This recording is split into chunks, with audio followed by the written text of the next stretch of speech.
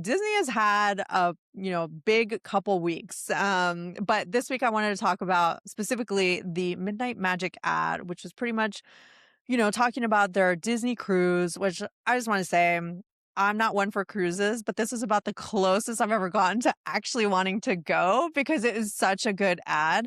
First of all, it's a tearjerker.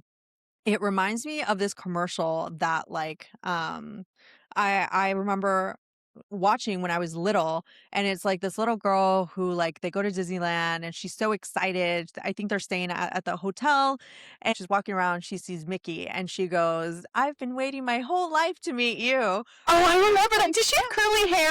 right. I think she, yeah, I do remember. Oh, that was such a That was cute like ad. a seminal commercial for me. And this ad comes out this week and it starts with the piano playing the up music. And I'm like, oh hell no, I'm already lost. I already know I'm gonna cry. And it's this, beautiful like story of like the dad going out for like midnight walks, starting with the newborn and then, as the kid is getting older.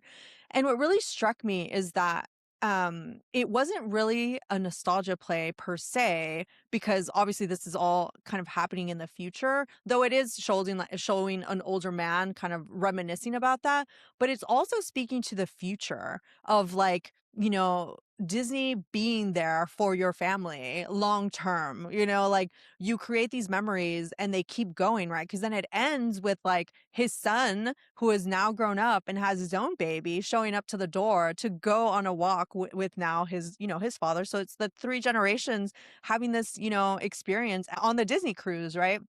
And I was like, how many companies can like do this, right? Where it's like you talk about the past, the present, the future of like the company, and they're involved in all of it, right? And I think this is really showing like how the new CEO is coming in and they're really going to be like, this is what Disney is, this Disney experiences that you have, and that they pull at the heartstrings and make you have those, seminal memories with like your family that makes you want to like the company and just be a part of the Disney family. So I thought it was such an amazing commercial. And I was crying at the end. Dude, um, kid but stuff. Once you have kids, you're just in tears every time. You're like, I dang know. it. But I was like, isn't that so smart, right? Where it's like you have parents by, I mean, the literal fucking balls, right? They're doing the Bluey experience this year at Disneyland. They're doing the Bluey movie next year. They just, announced that they're doing Disney Verts, which, we'll see, we'll see about that. But what I do like about the possibility of Disney Verts is that if it's a closed system that competes against TikTok and YouTube, but only has Disney content, I think most parents would be open and amenable to having their kids swipe through Scrolling that on that instead instead of of, the open YouTube internet. shorts, which like you can't really have parental control, but Yeah. you can't really, and then TikTok, I mean, that's a mess, right? Yeah. Like I wouldn't trust my kid to be on TikTok at all. Totally. But if, the verts are purely Disney content, purely children's Disney content, then, that would make more sense to me. And then this is on top of, this being the year that they're doing um kind of more inroads with like sports. They're doing I think it's like the year of the Super Bowl, where it's like they're launching in next year's Super Bowl. So this year they're doing like all these like advertisements before, kind of pairing them up with like ESPN basically, right, which is part of the Disney overarching family, right? And Hmm. then the F1 partnership that just came to be, this year. I think it's now 2 races in and you see the little Mickey on like the side of like the track. I feel like they're doing more advertising than they have in a really long time. I think some things are going to be a little bit better than others. Hmm. I'm still, a little up in the air about like the content side of things, but at least the experiences. I think it's really smart for them to invest in this family moment again. Like, Mhm, how often? I mean, first of all, I don't watch that much TV because just like mhm, the internet, but like to mhm, see a baby in someone's arms, like you hear all this constantly about, okay, people don't want to have kids or having kids was cramping my style and now I mhm, can't go out. And as a reminder, what is Disney for? It is for children. And there's mhm, actually been a lot of pushback where people are complaining about Disney adults and right. how parks have been taken away from the children aspect now because like so so many adults are spending money on Disney and alcohol or whatever. And so I think them being like, whoa, what's our original user base here? It's Mhm. families, wholesome experiences. Mhm. So to pull that thread back into the cruise line, I think was really smart, because ultimately, Mhm. what are we trying to do? We're trying to have a nice time as a family. There's plenty of things for adults to do in the world. Mhm. You know, there's Yeah. fewer things for kids to do. So I think that was really great. As far as the Verts thing, like I saw that and I remember coming up on my feed and I was like, what? Like, I don't know why I don't know, like, I just don't Mhm. know why it did not land with me. But then as I was talking to you before we went on, like, that's a good reminder. Just because it doesn't land with me doesn't mean it won't land with a different audience, because there are Mhm. totally different segments and different people who have different desires and needs. And like, I was like, wow, okay, that was really outside of my scope, but like, other people might like it. And that's a reminder why building teams with lots of different perspectives is important, Mhm. because like you can ship things and experiment and measure and be like, okay, that was cool. And now I was wrong, and I learned from that. So I think it'll be really interesting. I mean, I personally, as a parent, do not want my kids scrolling on any content in general. Like, I want them to pick a movie and sit down. So it's just Mhm. funny that it's like the swipe thing. Yeah. But once again, I'm like, all right, a lot of people are on their phones. We're Mhm. here to, I guess we're trying to make money. So Yeah. we'll do that. But I'm like, put down the phone, go to Disneyland, have a day with your family. Yeah, yeah, yeah. So those are a couple other announcements that they made, is that they're doing an expansion on how many days you pay for with like a ticket, and it's reducing the price for multiple days. Which, people are saying a recession indicator, and I'm like, yes, and I think it's also a way to try to get families to keep, going back to Disneyland, where or Disney Worlds, right? Where you're right, like it did seem to be taken over by Disney adults a lot more. We've had that discourse as well about, whether they should, um or you should only be allowed if you have a kid with you. I think that's taking it a little too Yeah. far. But certainly, I do think that, trying to emphasize, families who were the original target audience makes a lot more sense.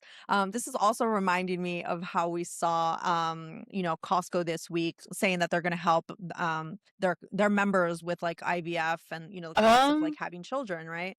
And I wonder if we're like headed to a place where it's like you have the companies that are like, gung ho for families. We're here, I saw somebody joke about, Costco was like, yeah, they're, creating their future, like, yeah, yeah. Don't trust them. They're just span. trying to get more customers. And it's like, well, yeah, but if we don't Yeah, have more kids, we're all done for. So we got to do our exactly. part. So I thought that that was like, an interesting take. And, now that I am a parent, those are things that I notice a lot more. It's like, oh, which companies are, paying attention to, parents and children, like, making space for them, making it so that they feel like they're invited.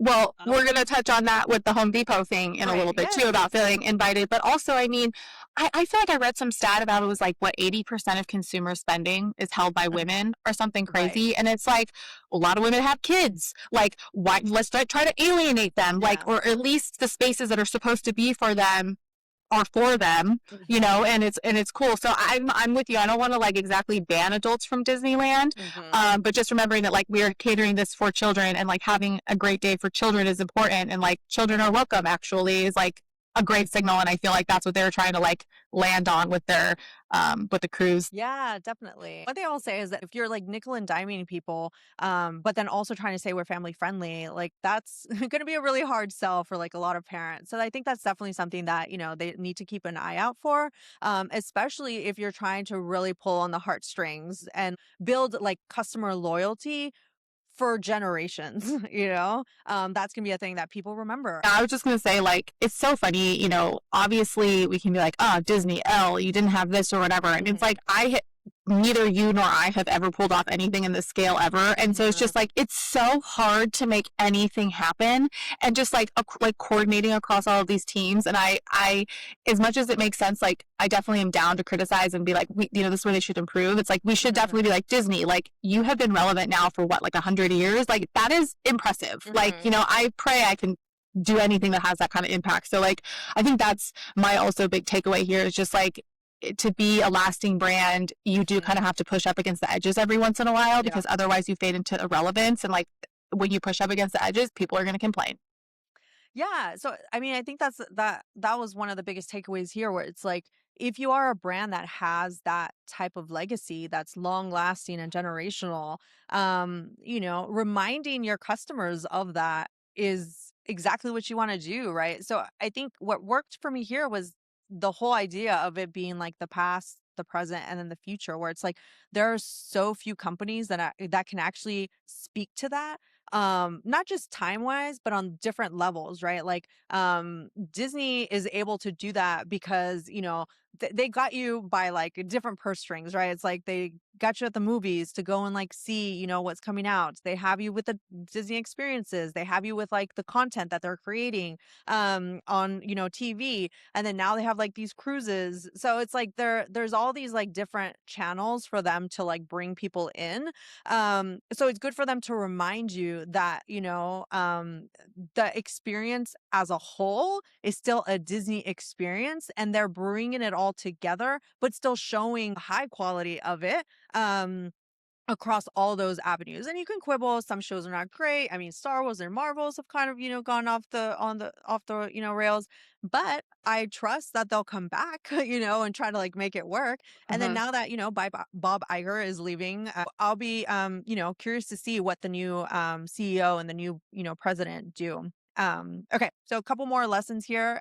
Is that the best ads sell a feeling, not a feature. This reminds me of the Chevrolet holiday ad where they did a similar, passage where it's like you have the parents in the car and then they have the kids. So it's like you see the different stages of their life and then the car being the same throughout. So I Mm. feel it's like you're, really touching on these like levels of it's not just nostalgia, it's like human, feeling. And I think at a moment when a lot of us are questioning whether AI is going to come and become like the default like way to make ads. I mean, we saw the McDonald's AI commercial and the Coca-Cola AI commercial, right? That ended up failing because you can't translate those feelings into, the ad itself. When you are able to capture these moments, use that because that's what people are looking for right now. People are looking for like good vibes and like good feelings. Um, and And then, human connection.